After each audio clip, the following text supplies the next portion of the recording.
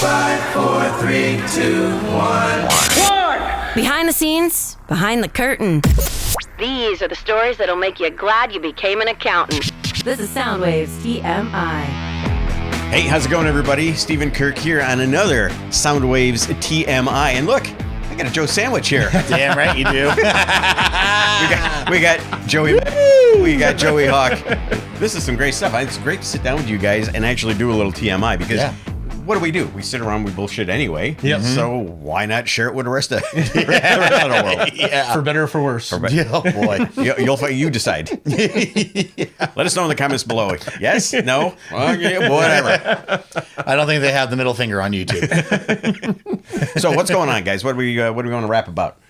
Oh my God, what was you had your?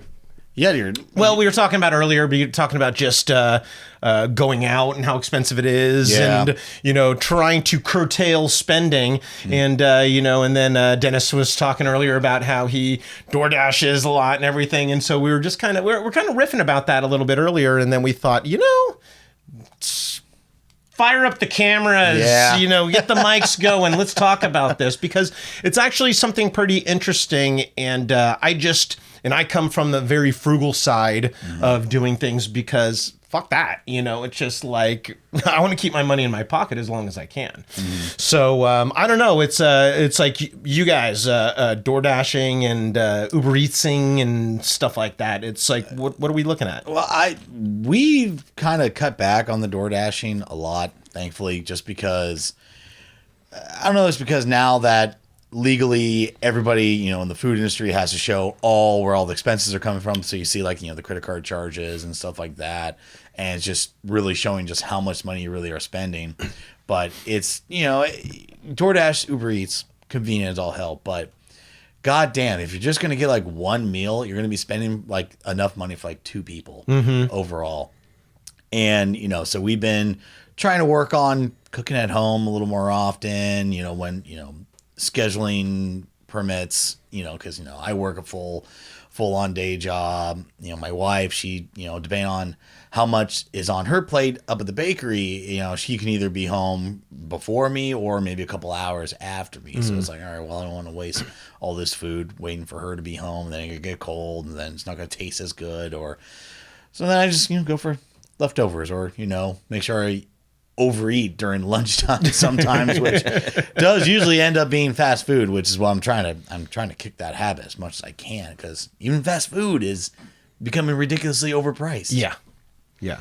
And I must be just like the old school guy, because I have never DoorDashed or Uber Eated anything. Uber ate, yes. English is hard, but I just, if I want something, or I just plan ahead, I'm going to go get this thing and bring it home, or I'm going to go get the ingredients to put it together. My daughter, on the other hand, will be, okay, well, we're going to bed, good night, and then 20 minutes later, there's a ring at the doorbell. Oh God. And then, she's getting her McDonald's. I'm like, what the fuck? Really? Okay. Yeah. But yeah, I mean, that is the convenience of it, I think, is where the downfall comes in for people, because going out and eating fast food is bad enough, but at least you're burning the calories to walk to the fucking car. And then walk back in, the little calories from that walk. It's like, and it's for me, it's like food is just too expensive nowadays. As it is, just you when you're working, you stop and grab fast food. It's expensive enough as it is. It's like when you get it from DoorDash or Uber Eats, you're paying a surcharge, and then there's a tip on top of it. And it's just like, it just makes a stupid expensive meal even stupider and expensiver. And so I DoorDashed once in my life. And the only reason we DoorDashed, Taco Bell. But so, I mean, if you're gonna fuck it up, you might as well just. Oh my God. So Carl and I, we never had done it before, and so we're like, okay, and she got something like a free email that says free delivery, and so we're like, fuck it, let's try it. And so we did it and got it, and it was just like, and it was the food wasn't as hot, as if you grab it yourself. And and it was funny because they had the tracker, on the phone. And it's like, and I saw the car coming up Whipple, and we're like, it's almost here. And fucking at Alameda turned a right instead of a left. And I was just like, where are you going? That's always actually a fun game that me and my wife play is that, okay, because sometimes you get to see the name of your dasher. And there have been times like you go and grab the food from the person and it does not match the person at all. It's like, all right, so is this person going to be who we think he's going to be? All right. Then either I go out, she goes out, and either like, okay, yeah, I kind of fit, or like, no, it wasn't even a dude. It was a dude. You would think the least they could do is they would take like the soft tacos and shove them under their arms while they're arriving just to keep them warm for you, I mean, that's service there. That's tip worthy there. Yeah. Oh man, but part of it I think is the quality of the food. Yeah. Too, because if you're gonna go through the expense and the time to order something and have it brought to you, at least make it something decent. Yeah.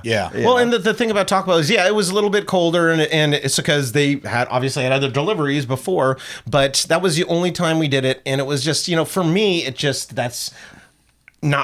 wasn't worth it for the additional fees, for the additional costs, but I'm lucky because I live in an area where everything is, everything's close. Yeah. It's just like if you live more out in the boondocks, it might be 20 minutes for you to get to the nearest In and Out. Yeah. It's just like in Redwood City, it's 5 minutes away. So it's just like for me, I'll drive the 5 minutes to go downtown, to go to Five Guys, to go to wherever, to get whatever I want to eat, and not pay, the additional fee for it. But that's just me. I'm frugal at heart, and I just like I do the math, and it's just like, yep, nope. And it's one of those things too, because even if I had all the money in the world, I don't know that I would do that. Feel the same way. Exactly. It's like even if I won the lotto, I don't think I still would. I still think I wouldn't do it. I would go to better restaurants and I would eat more expensive made food. My chauffeur would drive me there. Yeah, so the chauffeur's driving you past Taco Bell, the back window opens up and No, exactly. But so it's just crazy, and so we're kind of talking about it, and the aspect of is outside of Uber Eats and everything is just going out itself, because it's like anytime you go out to eat, you're pretty much dropping a bill. Yeah. At least. Yeah, at least. It's like if you're talking, you add alcohol, you add this, that, it just pushes it up astronomically. Yeah. And so I've, it's like, I've been very conscientious about all that and just watching things. And, I've always been like that for forever. So, but, me watching for sales and everything, it's like at Safeway, it's just like every time that Safeway flyer comes in and that lucky flyer comes in, always looking through it and always looking to see what I can get on sale, what I can get at a discount, and it's just like, and it's amazing some of the things that you find, like once in a while Safeway and Lucky will have like big fat New York steaks on sale for $4.57 a pound. It's just like, buy those, bring them home, put them in the seal meals, throw them in the freezer, and you have them for, it's like for months, and it's like, and you just go back and you can pull it out. And buying a steak like that at a restaurant will run you well over $100. Yeah, and so it's a 2-pound steak. I get it for an average of like $10. So a $10 steak, and it's 2 meals, and it's just money. Yeah. And the only person to blame on the quality of the cook is you. Yeah, exactly. Exactly. So do you make stuff at home though, or do you spend more out, or? I think, no, we definitely, well, me personally, I don't do a lot of the cooking. I'm my wife, I am the breakfast czar when it comes to. So like actually this morning I made us breakfast and stuff like that. My mom, well, yeah, my mom used to cook me all the time. But my wife does all the cooking. She's a professional though. Exactly. So if you got that in your back pocket, then why would you? It's like her improvising of her skills to improvise a meal like with what we got is amazing. So like that's why I'm like MacGyver, right? And if I can yeah, catch it, she can. Oh, I have this, I can make this. I'm like, good, cool. I'm. Does she like doing it though? I mean, because if that's Of what she does course. for a living, and then Yeah. she's got to come home and spend hours again. Well, it's funny you say that because like a lot of the stuff that she kind of makes at home has kind of almost worked its way into her work. So like, or even when we are kind of like eating out, if we do choose to eat out or getting out of a concert and you see those flat iron grill hot dogs out there. Oh yeah, the bacon wrapped. Oh yeah. Actually, she's actually took the idea of that and is going to be creating something at Craftsman and Wolves here pretty soon. Really? Yeah. Hey, if she wants to bring a few in, we can set, we got enough room here. We could set up a little flat iron grill right here. Yes. But no, yeah, no. I know she enjoys the cooking and stuff like that, and she takes my opinion very seriously sometimes, even though she really shouldn't. But she's just humoring you. That's all. exactly. I also humor her too. So I know she's a chef. I thought it was she did more baking. She's a pastry chef. Okay. Yes. And the one time when I did talk about her and I called her a baker, she reamed my asshole. Literally. And I'm glad I didn't go there. I said I'm glad I just said she did baking. No, yeah. So she's a pastry chef, so that means more than just baking.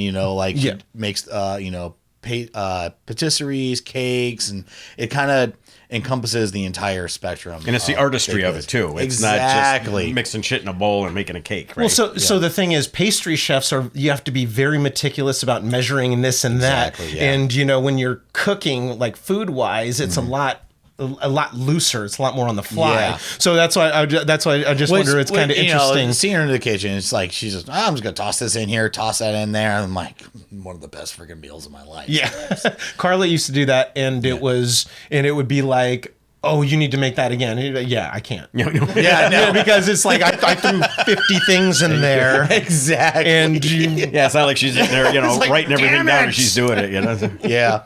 And like some of the meals, like I said, because they're working on opening up a Mountain View location, which is going to be more like a cafe. So like a lot of the stuff that she has cooked is like, oh man, I got to write down what I threw in, not the measurements, but like, maybe try to recreate this for on the menu for the new location. Yeah, that's the thing is that they just write ingredients and then they kind of wing it because they know it. They know their stuff. But that's kind of interesting about the pastry side and then the chef side because she can be controlled in this pastry section of it where it's 1 cup of flour, 1 sprinkle of salt, and then just be like ad-libbing. Well, I would think if you're creating something that you have to quote unquote mass produce, if you have to make a whole bunch of something and that's an item that people come to her shop for, they expect it to taste a certain way, be a certain way. So you have to get that dialed in, as opposed to being at home and just fucking around and just making something awesome by throwing stuff in. So I can see that there's a difference between the two there. Yeah. But is it a generational thing for us? Is it I'm used to going out and getting my own stuff. You're pretty much used to it. You might be a little more, I think, for me being part of the generation that grew up with the internet in its infancy and then being basically the generation to, beta test everything, I think it's just, when it comes to the convenience, we're just way too used to having things being more and more convenient. Because that's what you see nowadays when it comes to all these services. It's like, we're just trying to make it easier for you. Get rid of, why would you have to leave your house? Like, honestly, we're getting close to where Wall-E, the movie Wall-E was, where everybody, Dennis shaking his head in the corner. Where it's like we just sit in the chair, watch a screen, like watching this, ordering everything, and doing everything at the palm of our hands. Yeah, Soundwaves 2125. We're just gonna all be in, sitting in the chair. It'll be VR. It'll all be VR. Which also brings me to my next point, like how this conversation started. Was me and Joe were talking about how we've been, how work has been. It's like, well, it's been kind of crazy because I work in beer sales, and I've noticed a couple of my accounts unfortunately shut down, and that's we can talk more cost about it, but I think it's about time we might need to talk about Breakers. Our sponsorship. Oh, right? Songs we're talking about food. Yeah, seeing as we're talking about food and good food and sponsorship and all that stuff. But let's hear a word from our sponsor, Breakers. This portion of Soundwaves TV is sponsored by Breakers, voted Pacifica's best daytime restaurant, serving classic American breakfast, brunch, and lunch specialties. Great food, friendly staff, and amazing views with outdoor dog-friendly seating. Life is better at Breakers. Open daily from 7 a.m. to 3 p.m. in Rockaway Beach. Check out the menu and plan your next visit at ilovebreakers.com. Started to get into the economics of it as well, yeah. Right? Because you were talking about how things are kind of... Yeah, things are kind of weird out there. So I work for Devil's Canyon Brewing, who is, been a great sponsor for us for a while now. And, going around and talking with some of my accounts, like people are, these businesses are struggling. And, there's also, like I said before the Breakers break, is that, we are just getting so accustomed to have everything at the palm of our hands, the easy convenience of not having to leave your house.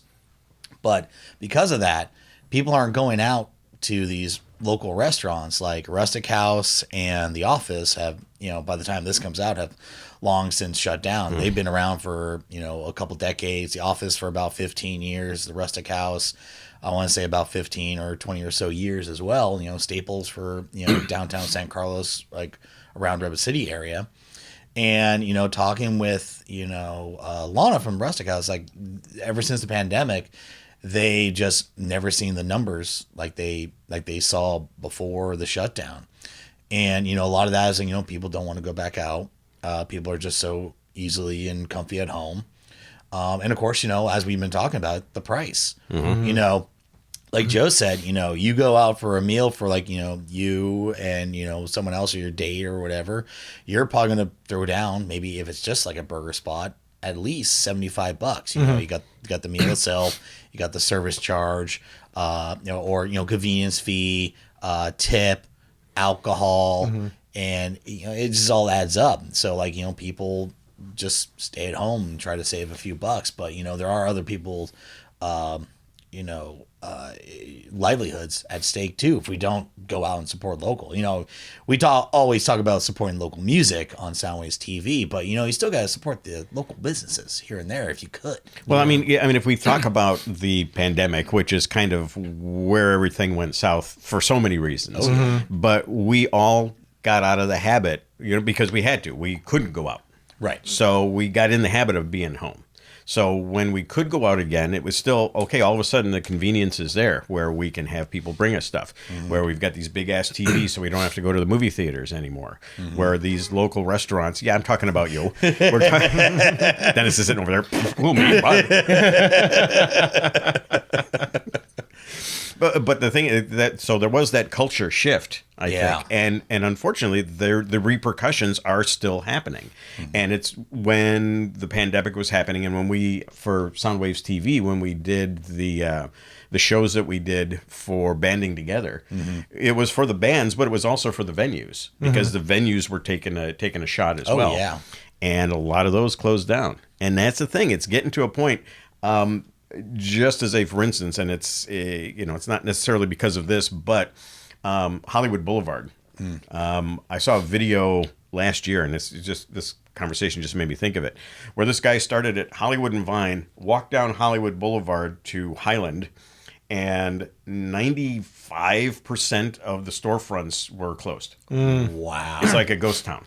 Because brick and mortar, thanks to Amazon and all that sort of stuff, they're all going away. People got out of the habit of going out to do things, to have dinner, to make an experience, and that's part of it. You should go out because it is as important as it is to support businesses and say, hey, in my community, I want businesses to thrive. It's also important to get out of the fucking house, go out and be sociable, even if you're going out with a friend or you meet a couple of friends at the bar and hang out and have some, get some deep fried madness and hang out. go and do. Live your fucking life. Don't just sit home. We are social creatures. We're supposed to be. Yeah, but we got out of the habit of that because of the pandemic. We had that cut off from us, and we tried a couple of times to do like Zoom meetings where a bunch of us all got together to drink beers and hang out and stuff like that. Yeah. And it was mildly entertaining for the first time, but it's kind of like, because it's not the same. No. Yeah. But it's like so I think it's a kind of like it's a couple things coming together, and it's with the pandemic, because I never thought about that. Just the pandemic got people complacent staying home. And I that was never a thought of mine, because as soon as stuff opened back up, I'm ready to go out and do whatever, because I'm a social creature, and I like to be with my friends, and I like to go out. You're and like do a dog things. at the pet shop. You're face up exactly. against just waiting Exactly. to get and I never took to Uber Eats and those things where I was just so convenient not leaving the house. So even at that time, not during the lockdown, but outside of that, before things really opened up, I was still going to places and picking up the food and bringing it back to the house, because I wasn't going to Uber Eats it. But the thing is that it's like, along came, medical, percentages being added to bills. Yeah. Along came, the raise of minimum wage and other wages, which raises the cost of whatever you do at a restaurant. Yep. And inflation with food and everything too. It's just so it's kind of like it all came to a head at once, and it's just too expensive to go out and eat. And that's the thing, is like, I would love to go out all the time, but so I, like I told you guys earlier, so it was yesterday for lunch, I was just like, I'm gonna make myself, I want a burger, I'm gonna make a burger. So I got the big stack of burger patties from Costco, and I've got those in the freezer. I've got the big bag of tater tots from Costco in the freezer, and I have lettuce, tomatoes, onions, and I was able to make a really good burger at my house. And if you do the math, it probably cost me like $3.50. Yeah. And it's just like, if I went to Five Guys to get the same meal, that would have run me $20. If I went to McDonald's, you're still looking at 12 to $15. Yeah. So For it's McDonald's. For McDonald's, exactly. And sake.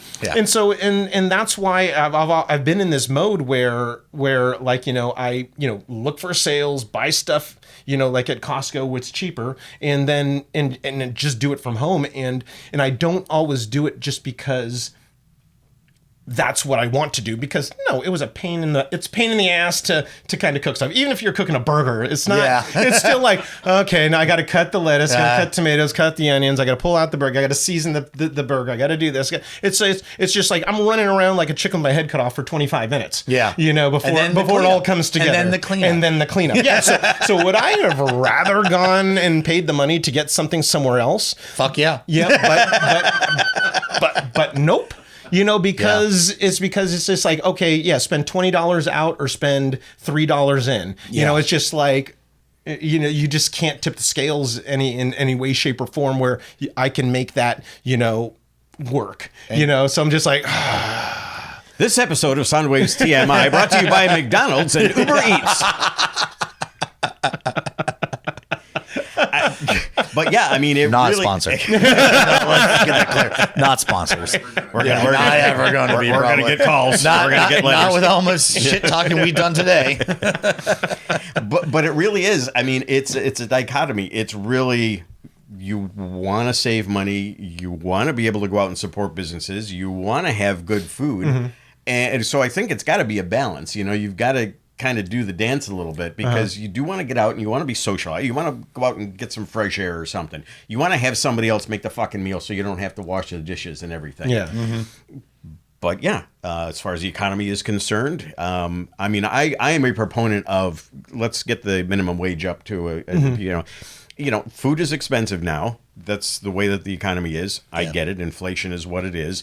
But I still don't think that people who are working anywhere, whether it's food service or McDonald's or whatever, should be living on poverty wages, especially when you've got these big companies where the corporate owners are doing these multi-million-dollar bonuses every year and all that sort of stuff. But no, you fuckers, you just should be getting $7 an hour. And if one more person says, well, they're just flipping burgers, hey, I don't give a shit what they're doing. It's their time. It's their life. This is, they're not there just to please you and serve you. They're trying to carve out a niche for their own lives, Let's also not forget that we live in the most expensive state in the United States, correct. too. So we may be, someone may be watching this on the East Coast, like, what the hell are these guys talking about? Well, inflation is everywhere. Inflation is everywhere, but it's definitely in different regions of the USA.